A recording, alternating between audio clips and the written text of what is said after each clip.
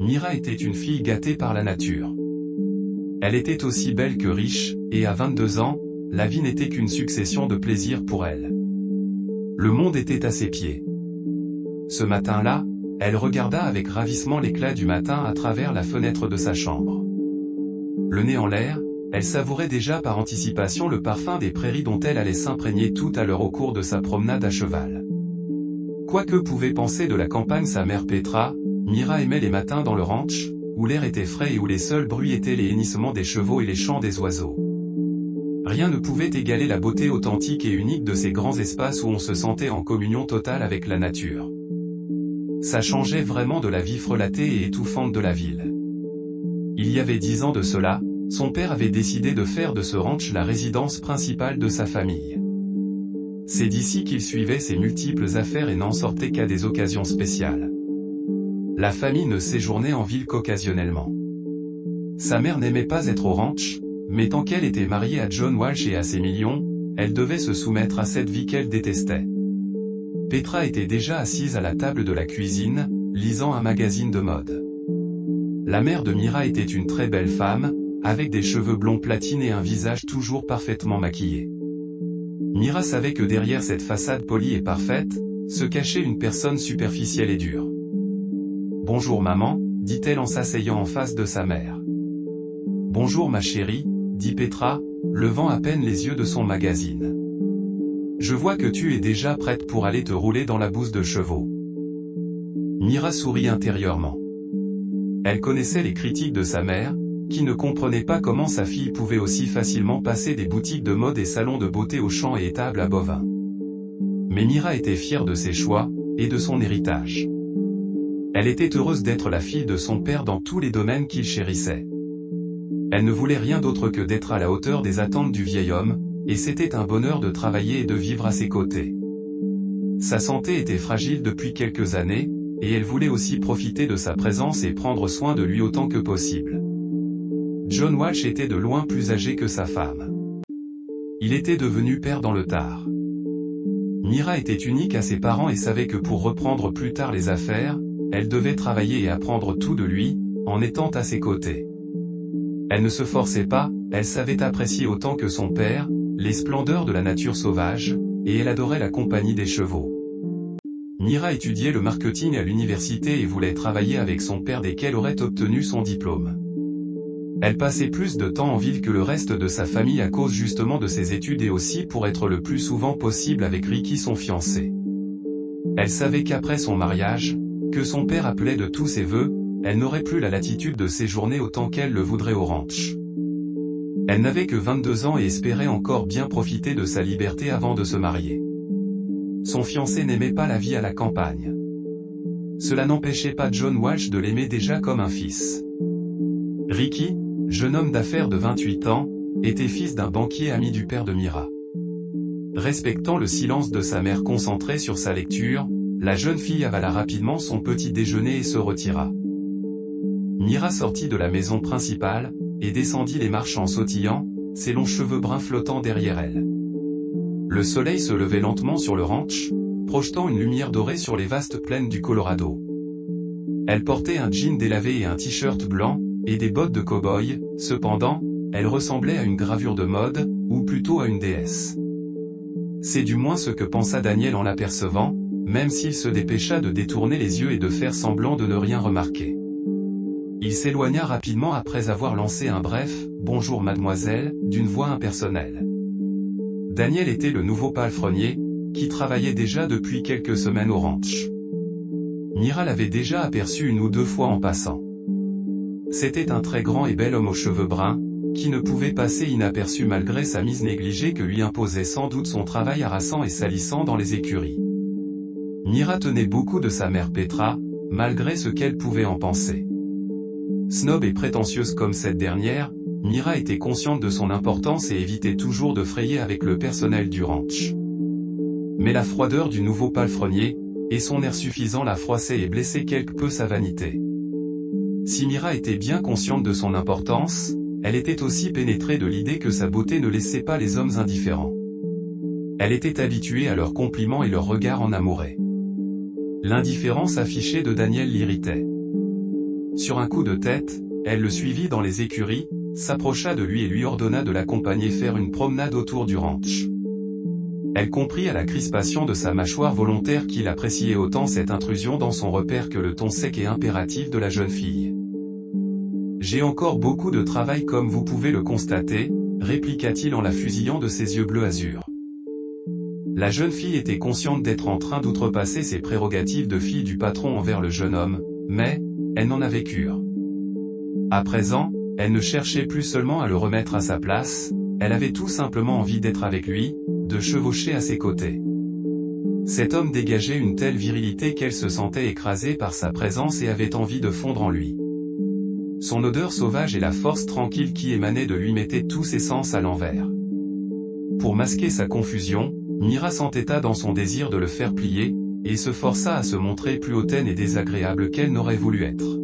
« Vous n'êtes pas le seul palefrenier ici, » releva-t-elle d'un ton dédaigneux.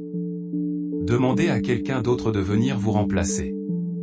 Je n'aime pas m'aventurer à cheval loin du ranch toute seule, » ajouta-t-elle d'une voix plus adoucie pour atténuer quelque peu la sécheresse de ses propos.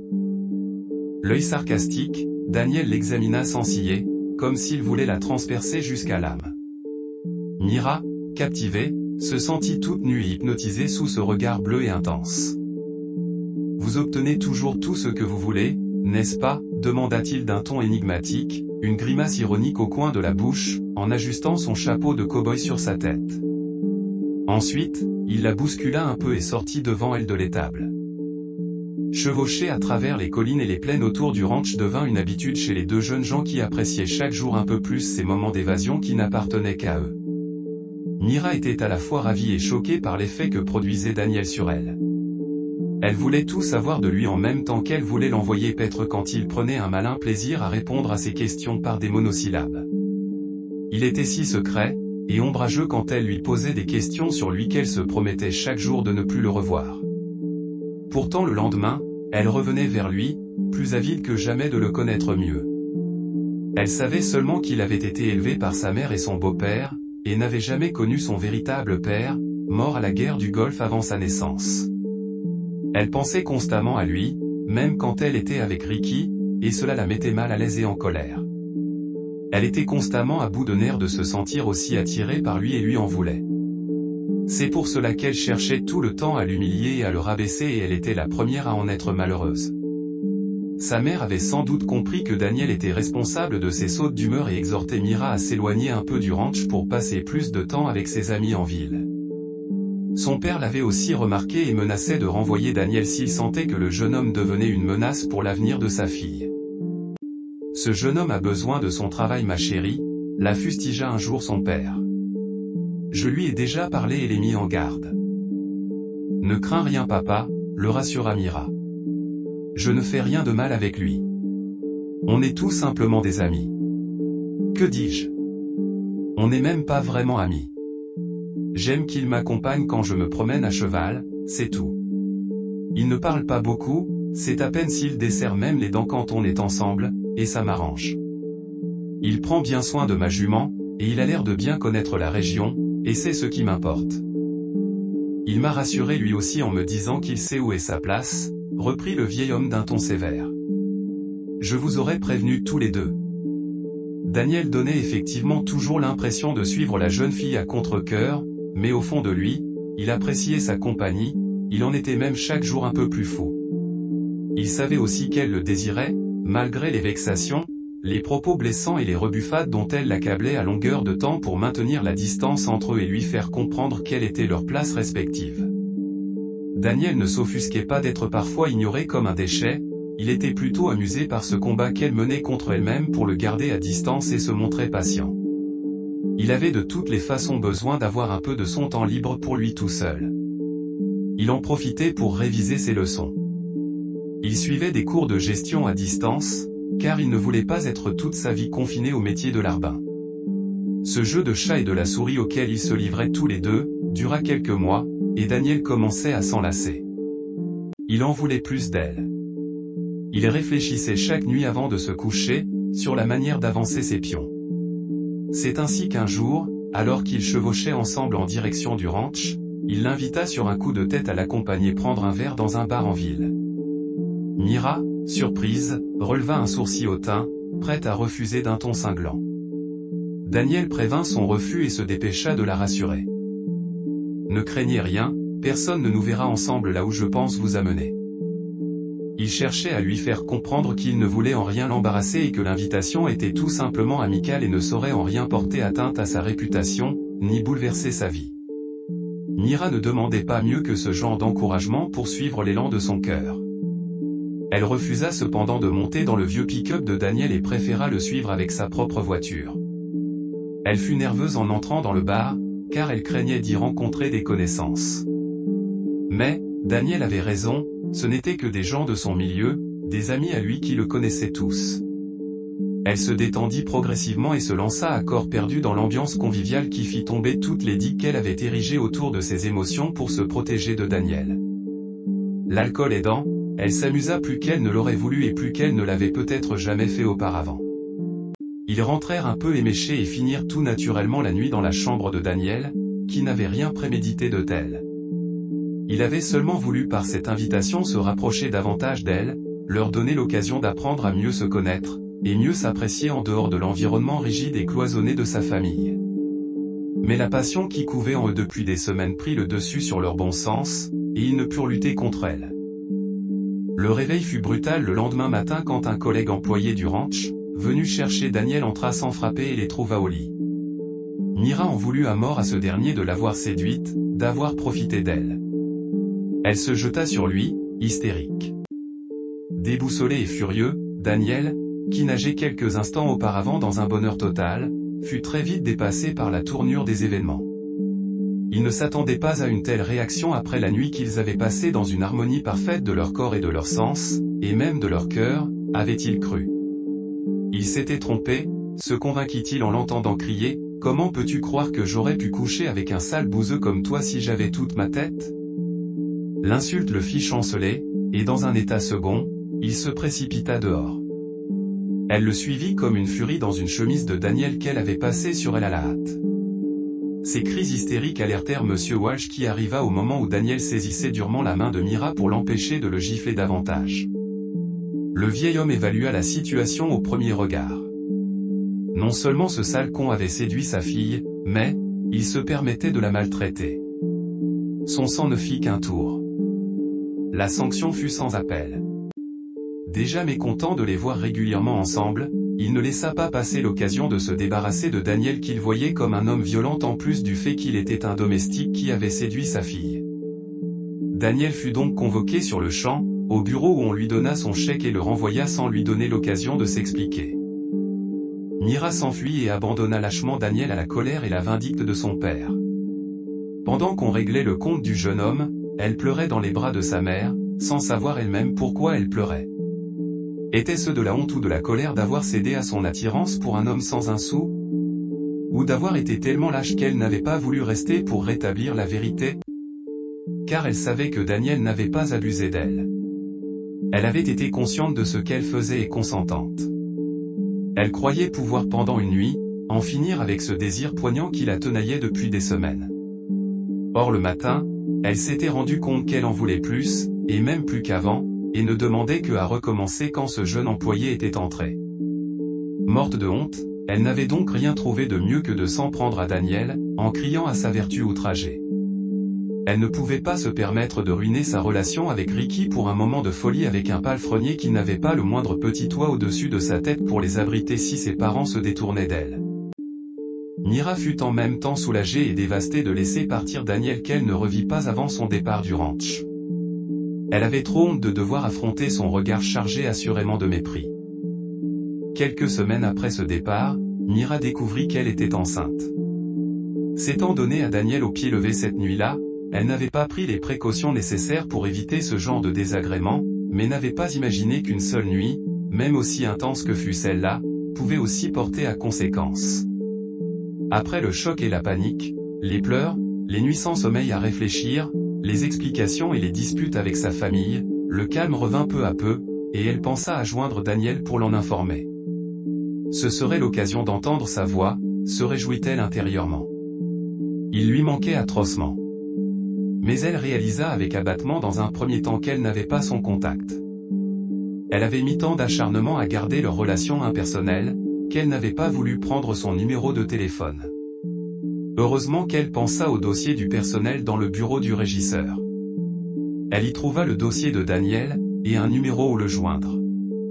Elle était ravie de sa trouvaille et son cœur frémissait de joie en imaginant la réaction du jeune homme quand il apprendrait qu'ils allaient avoir un enfant.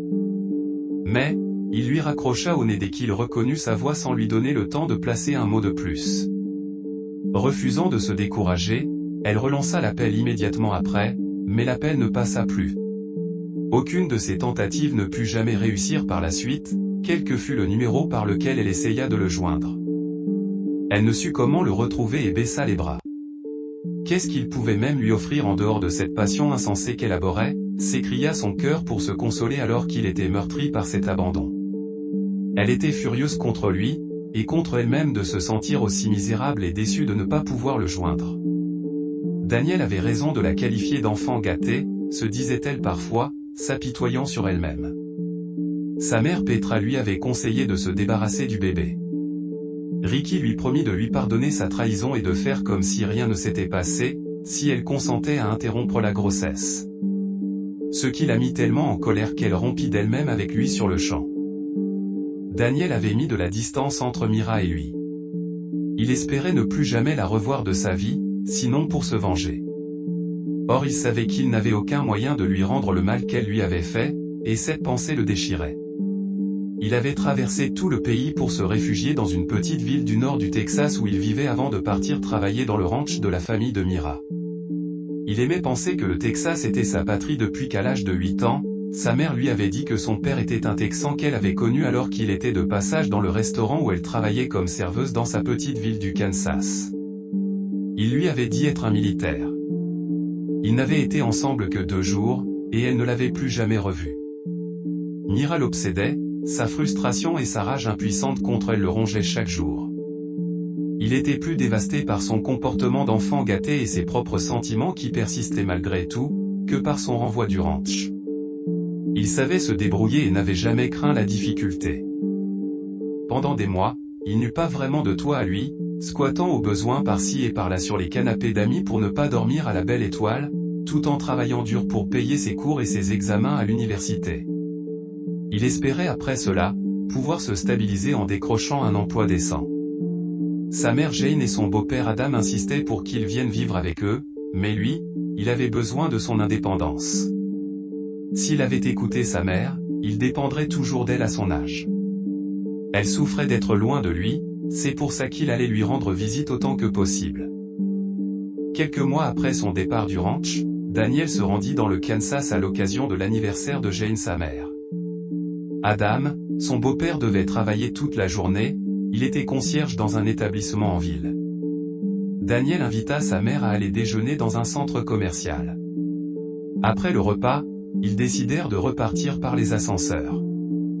Le restaurant où ils avaient mangé se trouvait au 3e étage d'où ils furent seuls dans la cabine. Ils discutaient gaiement, Jane le taquinant tout en s'inquiétant aussi de sa vie de baroudeur sans attache.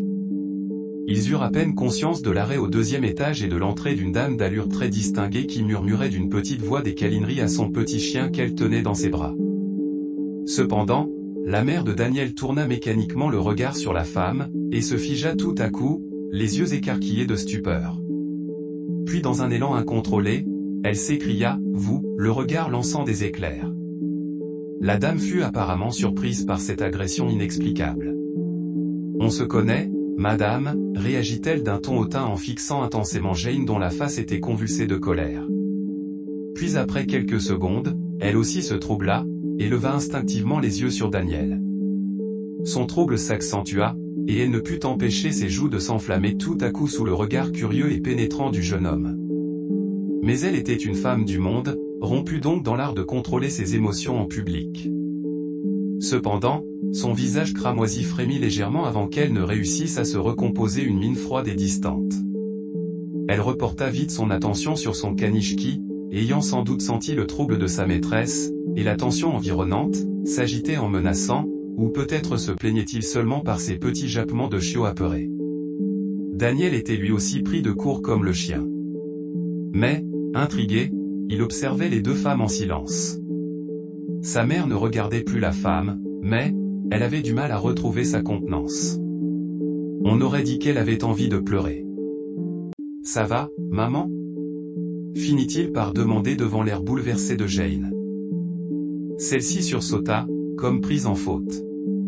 Elle donnait l'impression d'avoir oublié la présence de son fils. Elle leva un regard contrit sur lui, et essaya de se reprendre un peu en s'appuyant sur son épaule. « Excuse-moi mon chéri, ce n'est rien, » murmura-t-elle rapidement en se dégageant. « Je me suis trompée. » Puis, sans un regard sur la dame, elle sortit précipitamment de l'ascenseur dont les portes venaient de s'ouvrir au rez-de-chaussée. Daniel interrogea encore sa mère alors qu'ils marchaient vers le pick-up qu'ils avaient laissé quelques rues plus loin. Elle jura qu'elle ne connaissait pas cette dame, qu'elle avait tout simplement prise pour une autre, une personne de son passé, à qui elle ressemblait vraiment beaucoup. Daniel sut qu'elle mentait, mais réprimant sa déception et son irritation, il haussa les épaules, et s'éloigna de ses longs pas nerveux qui exprimaient sa contrariété. Tout l'après-midi, Jane fut très nerveuse. Daniel n'arrêtait pas de l'observer à son insu. Il finit par revenir à la charge.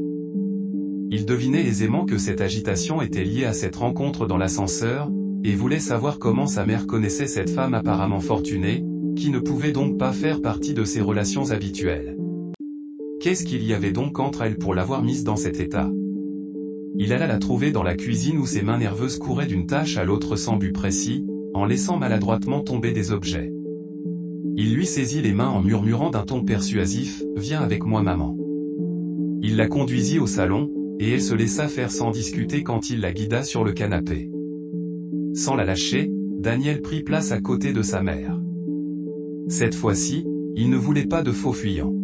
« Maintenant, dis-moi ce qui se passe, » demanda-t-il d'un ton ferme sans la quitter des yeux, « et parle-moi de cette femme du passé dont tu as soi-disant vu le sosie aujourd'hui. » Jane s'agita en regardant nerveusement autour d'elle comme une bête traquée qui cherchait une échappatoire, et essaya dans un premier temps, de nier connaître cette femme. Mais sous le regard incisif de son fils qui ne voulait pas capituler sans obtenir une réponse satisfaisante, elle finit par craquer. Avec un soupir, elle se relâcha. « Après tout, tu as droit à la vérité, » commença-t-elle, le regard suppliant. « Écoute-moi jusqu'au bout sans m'interrompre ni me juger, s'il te plaît, et sache avant toute chose que j'ai toujours agi en pensant à toi, il s'agit de ton vrai père, ça fait tellement longtemps. Cette femme, elle s'appelle Cindy Fields, et c'est sa femme. J'ai bien rencontré ton père au restaurant où je travaillais. Il venait bien du Texas, mais, il n'était pas soldat. J'ai inventé cette histoire parce que je ne savais pas quoi te dire. J'avais perdu sa trace bien avant ta naissance. J'ignorais que c'était un homme marié, jusqu'à ce que cette femme déboule un matin dans sa chambre d'hôtel où il m'avait invité. Je crois qu'il ignorait qu'elle l'avait suivi ici. C'était la honte de ma vie. Personne ne peut imaginer comment je me sentis pendant qu'il s'expliquait. Ensuite il s'est excusé à la sauvette et on s'est séparés. Et je ne les ai plus revus. Puis j'ai su peu après que j'étais enceinte. Je n'avais pas leur contact. Je savais seulement qu'il s'appelait Michael et qu'il venait du Texas. Il m'avait dit qu'il était agent commercial, mais je crois que c'était du mensonge. Un jour, par un heureux hasard, alors que tu avais 7 ou 8 ans, je m'ennuyais devant la télé en zappant d'une chaîne à l'autre pour chercher une émission intéressante, et j'ai reconnu cette dame en train de prononcer un discours lors d'une soirée de bienfaisance. J'ai recherché par la suite ses coordonnées sur Internet, en me disant que son mari avait tout de même des devoirs envers mon fils. Je pensais longuement au fait qu'il pouvait m'arriver quelque chose avant que tu puisses être en âge de te débrouiller tout seul. J'ai pris mon courage à deux mains, t'ai laissé chez des voisins pour un jour ou deux, et j'ai fait le voyage jusqu'au Texas. C'est sa femme que j'ai trouvée. Elle m'a chassé comme une malpropre. Elle s'est déchaînée comme une folle parce que j'ai osé relancer son mari jusqu'à chez elle, et m'a traité de tous les noms. J'ai quand même eu le courage de lui tenir tête quelques secondes pour lui dire que j'ai eu un fils de son mari, ce qui n'a rien arrangé. Je me suis enfui avant qu'elle ne me saute dessus. Une semaine après que je sois revenu ici, j'ai reçu un chèque de $100 000, accompagné d'un mot où on disait nous dédommager de tout, et me priait de ne plus jamais chercher à voir Michael. Il doutait que tu sois de lui, et précisait que ce soit vrai ou faux, il ne voulait pas détruire sa famille à cause d'un enfant qu'il n'avait pas désiré. J'ai voulu renvoyer l'argent, mais j'ai pensé que tu y avais droit. Mes chevilles commençaient déjà à me faire mal à cause des années à courir dans le restaurant pour servir, et on vivait en location. C'est après cet épisode que j'ai rencontré Adam qui m'a aidé à trouver le travail de caissière dans le magasin où il travaillait déjà. J'ai gardé le chèque pendant 1 an avant de le toucher pour acheter cette maison. Elle est à toi depuis le début et non à Adam. Je te l'ai toujours dit sans avoir le courage de te dire pourquoi j'insistais tant. Pendant le récit de sa mère, Daniel avait senti une haine aveuglante monter en lui contre ces personnes qui les avaient traités comme de la merde en se demandant pourquoi sa mère avait accepté cet argent. Il voulut le lui reprocher mais, la pensée qu'elle n'était à l'époque qu'une mère célibataire sans un sou, le rendit plus indulgent. À la fin du récit, il se leva sans rien dire, tremblant de rage et de douleur, déchiré de l'intérieur, avec le sentiment d'avoir été dépouillé d'une partie de son être, il se réfugia dans sa chambre. Toute sa vie, il s'était senti fier d'être le fils d'un héros qui n'avait pas pu le connaître et l'aimer à cause de la mort qu'il avait fauchée avant sa naissance. Aujourd'hui, il apprenait que sachant bien qu'il existait, son père n'avait jamais voulu le connaître. 100 000 $. C'était le prix que valait sa vie selon eux, le prix de leur tranquillité. 100 000 $ pour se débarrasser de la gêne, du boulet qu'il était. La douleur qui le soulevait lui ramena curieusement à l'esprit celle qu'il avait éprouvée en quittant le ranch des Walsh. La pensée de son rejet par ce père inconnu et indigne ne rendit que plus cuisant celui de Mira dans son esprit torturé. Toute sa colère se cristallisa étrangement à ce moment sur la jeune fille, et son ressentiment se transforma en une haine brûlante et obsédante qui devint sa compagne et son appui de tous les jours. Le lendemain, Daniel rentra chez lui, l'esprit toujours confus. Il ne savait pas quoi faire de ce qu'il avait appris de sa mère. Fields, c'était sans doute possible de les retrouver s'il se mettait à les chercher, mais pourquoi faire? Pour leur dire à quel point il les haïssait? Et qu'est-ce que sa haine pouvait leur faire? Il n'était personne, se disait-il en se rongeant le frein. Une semaine après son retour, il reçut un coup de téléphone de sa mère qui lui apprenait que Madame Fields était venue la voir. Elle venait juste de se séparer. Elle ajouta que cette femme voulait le rencontrer. Je ne veux ni rencontrer cette dame, maman, ni lui parler, répliqua-t-il en refrénant difficilement colère. Il le faut mon fils, insista Jane. Elle a des choses à t'apprendre. Elle insiste vraiment. Elle a beaucoup changé depuis cette époque dont je t'ai parlé. Ce n'est pas l'impression qu'elle m'a donnée quand elle t'a toisé dans l'ascenseur, s'emporta Daniel. Pourtant, c'est le cas. Elle est prête à faire le voyage jusqu'à chez toi, mais je ne connais même pas ton adresse. Et la tienne, comment cette garce l'a-t-elle eue? Elle a dû soudoyer une ancienne connaissance de l'époque où je travaillais au restaurant. J'ai gardé le contact avec la plupart de mes anciens collègues. Tu dois accepter de parler à cette femme. Elle ne m'a pas dit beaucoup de choses, mais assez pour que je comprenne que, l'histoire que je t'ai racontée est incomplète. Tu n'as pas envie de connaître ta véritable histoire? Si tu ne veux pas le faire pour toi, je comprendrai. Je comprends ta colère, mais fais-le pour moi, tu ne le regretteras jamais. Daniel finit par accepter d'organiser une rencontre avec Cindy, qui vint le rencontrer 2 jours plus tard. Ils se retrouvèrent dans un café. Daniel ne cacha pas sa colère et le mépris qu'il avait pour elle. C'est pour faire plaisir à ma mère que j'accepte de vous voir, précisa-t-il froidement dès qu'ils se furent attablés l'un en face de l'autre. Alors dites vite ce que vous avez à dire et qu'on en reste là. Je sais, fit la dame en baissant les yeux sur ses mains posées à plat sur la table. Merci d'avoir accepté de me parler quelles que soient vos raisons. Je suis resté sous le choc quand j'ai su dans cet ascenseur qui vous étiez. J'étais dans une confusion totale en rentrant à mon hôtel que je comptais quitter le même soir. Et j'ai eu toute la nuit pour comprendre ce qui se passait en moi. C'était des regrets et des remords. Je n'ai cessé dès le lendemain de vouloir me décharger d'un poids que je portais sur la conscience sans même m'en rendre compte. Je crois que notre rencontre n'a pas été qu'un simple hasard. Je sais reconnaître les chemins de la Providence. L'occasion m'était donnée par cette rencontre de réparer mes torts envers vous. Je devais rentrer chez moi le soir même de cette rencontre, mais j'ai dû prolonger mon séjour d'1 semaine pour rechercher l'adresse de votre mère. Elle prit quelques secondes à chercher ses mots avant de poursuivre. Si tu n'as pas connu ton père, ce n'est pas sa faute, lui révéla-t-elle ensuite sans détour. Il n'a jamais rien su de ton existence. Mais, et l'argent, l'interrompit Daniel. L'argent, poursuivit Cindy, je l'ai donné de ma propre initiative par l'intermédiaire de mes hommes d'affaires, je ne l'ai pas fait par bonté de cœur, mais pour ôter toutes les illusions de ta mère et punir Michael. Je ne supportais pas l'idée qu'il puisse être heureux alors que moi j'étais si malheureuse.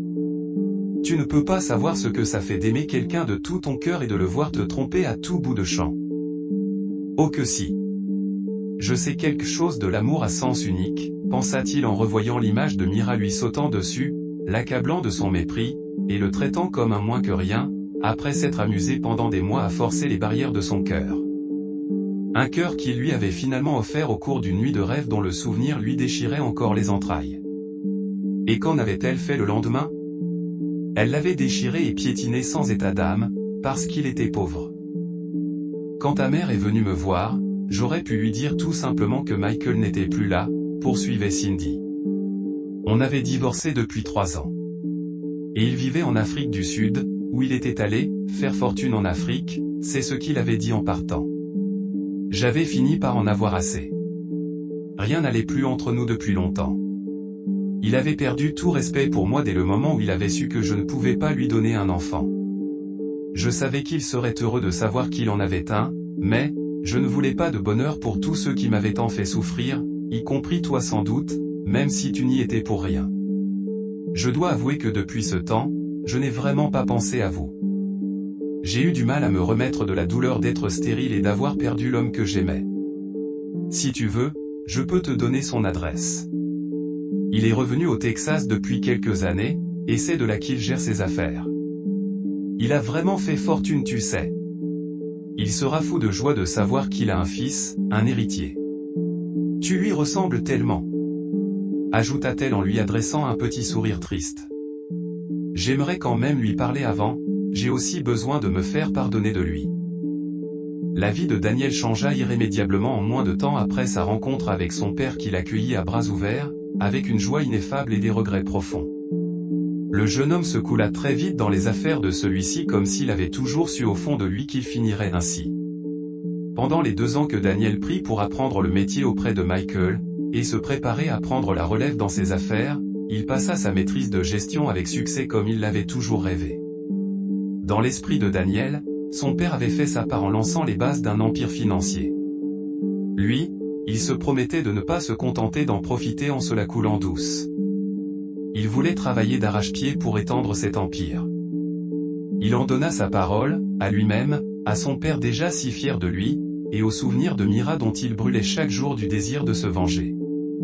Son père, se disant usé par le travail de longue haleine qu'il menait depuis des années, le poussa progressivement sur le devant de la scène en se réservant le simple rôle de conseiller dans leurs affaires. En quelques années, Daniel se retrouva à la tête d'une puissante holding, plus puissante que celle qu'avait dirigée son père.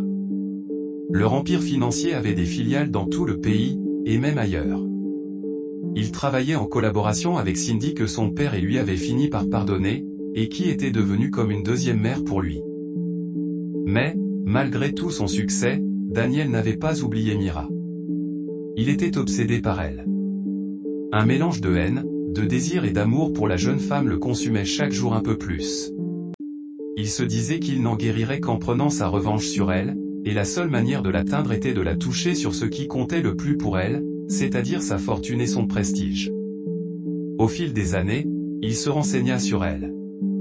Il savait qu'elle avait un enfant, sûrement de Ricky, que son père était mort en laissant la majorité de ses actions à sa veuve Petra. Il comprit avec le temps, que cette dernière était le maillon faible par lequel il allait s'infiltrer chez eux s'emparer des commandes de leur société. Elle s'était remariée seulement 1 an après la mort de son mari, avec un certain Barry qui dilapidait depuis quelques années la fortune de la famille avec une frénésie incompréhensible. En 4 années de mariage, la vie facile et frivole du couple, dans des casinos, les voyages en jet privé, les croisières hors de prix, les goûts de luxe, investissements et mauvais placements de Barry, ainsi que les fréquents séjours coûteux dans des lieux de villégiature pour milliardaires, furent du pain béni pour Daniel. Il profita aussi des défections de certains actionnaires qui n'avaient pas confiance en la nouvelle équipe dirigeante après la mort du vieux Walsh. C'est ainsi que Daniel put racheter les actions de Petra et de beaucoup d'autres personnes dans les entreprises Walsh, jusqu'à en devenir actionnaire majoritaire. Mira ignorait qui était derrière le rachat de leur groupe. Parfois elle avait l'impression de s'en ficher éperdument, tellement elle se sentait débordée. Elle ne continuait la lutte que parce qu'elle ne voulait pas voir s'effondrer complètement l'œuvre de son père. Tout avait commencé à couler après sa mort, quand Petra avait décidé de remettre le couvert avec son ancien amant Barry, qu'elle avait quitté pour épouser John. Barry avait entrepris de détruire sa femme en même temps que l'œuvre de son défunt mari. Mira avait mis du temps à comprendre cette attitude intentionnellement destructrice qui sautait aux yeux de tous, sauf de ceux de la principale intéressée. Barry était dangereux, avec un esprit tordu, mais méthodique et patient. Il n'avait jamais pardonné, ni à Petra ni au vieux John Walsh de l'avoir humilié. En effet, John avait fait jouer sa puissance financière pour lui arracher Petra la veille de leur mariage, quand on les avait présentés lors d'un bal de charité. Il était donc aujourd'hui en train d'accomplir sa vengeance savamment préparée pendant des années. Mira en voulait à son père d'avoir lui-même provoqué cette catastrophe en laissant tant de pouvoir à sa mère dans la société. Elle aurait pu penser qu'il avait jugé sa fille incapable de reprendre les rênes de l'entreprise après lui, parce qu'elle était une femme. Mais, il avait laissé la majorité des parts à sa veuve. Elle pensait parfois qu'il ne lui avait tout simplement jamais pardonné le fait d'avoir sabordé sa relation avec Ricky qu'il chérissait et considérait comme son héritier potentiel. Pourtant, il avait adoré James, son petit-fils, qui avait à peine 3 ans à sa mort. Mira se battait moins pour la société que pour sauver sa mère des griffes de Barry et elle craignait parfois que le combat soit perdu d'avance, car Petra était complètement sous la coupe de son mari. Elle se battait aussi pour être le plus présent possible auprès de son fils James qui était le centre de son univers. Son fils qui l'avait changé dès qu'elle avait posé les yeux sur lui. Devenir mère l'avait aidé à mûrir. Ce petit bonhomme lui avait révélé la vraie Mira qui étouffait sous cet affreux manteau de frivolité, d'égoïsme et d'immaturité qui l'avait sottement conduite à sortir Daniel de sa vie. Le petit James lui avait fait comprendre ce qui comptait vraiment dans la vie, en l'occurrence, les êtres humains et non l'argent. Mira ne tarda pas à savoir qui était le nouvel homme fort de l'entreprise de son père. Il se présenta lors de la tenue du conseil d'administration. Quand il entra, elle fut sous le choc. Elle dut s'agripper sur son siège pour ne pas défaillir. Elle n'avait jamais su ce qu'était devenu Daniel depuis qu'il avait été chassé du ranch. Comment était-ce possible qu'il soit là? Sa tête bouillonnait de pensées confuses et bourdonnait à tel point qu'elle ne sut pas ce qui se dit ce jour-là pendant le conseil. La haine dans le regard que Daniel lui jeta la glaça. Elle dut rester assise après la réunion pendant un bon quart d'heure pour empêcher ses jambes de trembler et pouvoir la porter. Elles étaient toujours flageolantes quand elle se mit enfin dessus pour s'en aller. Daniel n'éprouva pourtant aucune joie ni satisfaction de voir Mira se décomposer et s'effondrer quand elle le reconnut. Rien ne se passa en lui comme il avait prévu. Il ne vit que la beauté de la jeune femme, que les années avaient sublimée au lieu d'altérer. Il n'entendit que les échos de son amour grondant dans son cœur. Échos qui le choquèrent et attisèrent sa rancœur. Il ne voulait plus souffrir de cet amour, il voulait en guérir. C'est pourquoi il s'acharna à l'éviter les semaines qui suivirent, tout en faisant peser sur elle la puissance de sa position dans l'entreprise. Il voulait la voir pliée et défaite comme il se sentait quand il la regardait. Il s'employa donc à l'occasion de leur rencontre, à la tourmenter autant que possible. Heureusement pour Mira que ces rencontres étaient rares. Daniel ne résidait pas dans la ville. La jeune femme avait compris qu'il voulait l'humilier autant qu'elle l'avait fait pour lui. Il voulait la voir brisée, mais, elle était déterminée à ne pas se laisser abattre, et à se montrer patiente. Elle n'avait ni les moyens, ni le courage de se battre inutilement avec lui. Elle n'était plus cette presque adolescente qui s'enflammait et perdait la tête à la moindre contrariété. Elle allait lui montrer qu'elle avait mûri en attendant patiemment la fin de l'orage qui grondait encore en lui. Elle aura donc la possibilité de lui parler et le rassurer. Elle attendra donc le temps qu'il lui faudrait pour lui accorder son pardon. Elle l'avait retrouvé, c'était ce qui comptait pour elle, se disait-elle, le cœur chantant d'allégresse. Dorénavant, leur fils et elle n'étaient plus seuls face à l'adversité.